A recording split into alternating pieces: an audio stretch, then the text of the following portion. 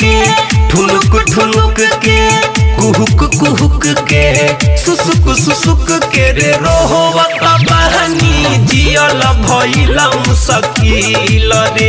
इहे सोच के माथा जाता हमरो हिल रे।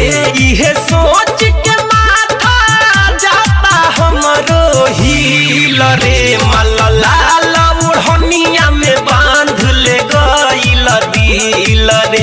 मोर माला ओढ़निया में बांध ले गइल दिल रे।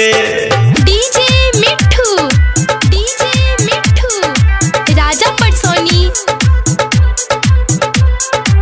Presented by lovely films production.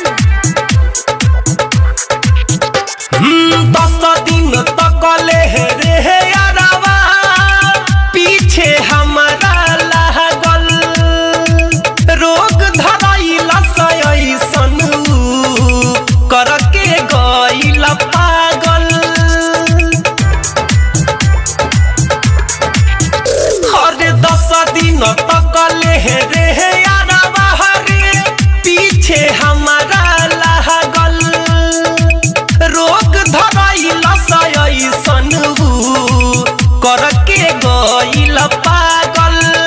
एगो आँख भइल बा नहर एगो झील रे। एगो आँख भइल बा नहर एगो झील रे। मोर माला ओढ़निया में बांध ले गइल दिल रे। लाल ओढ़निया में बांध ले गइल दिल रे।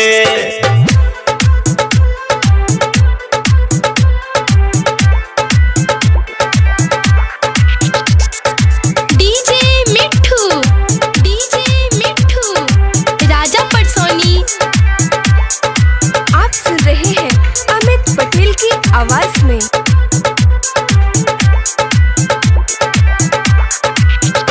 अरे ओकर चक्कर में खाना पीना सब भइल बा बेकार रे।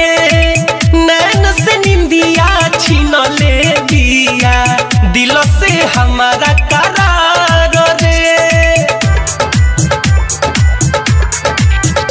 अरे ओकर चक्कर में खाना पीना सब भइल बा बेकार रे। नैन से निंदिया छीन ले दिया दिल से हमारा करार रे।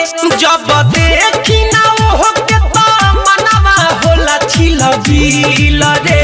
जब देखी ना ओहो के तो मनवा होला छिलबिल रे। लाल ओढ़निया में बांध ले गइल दिल रे। मोर माला ओढ़निया में बांध ले गइल दिल रे। बिहुक बिहुक के ठुनुक ठुनुक के कुहुक कुहुक के सुसुक सुसुक के रे रोहवत बहनी जियल भइल मुश्किल रे।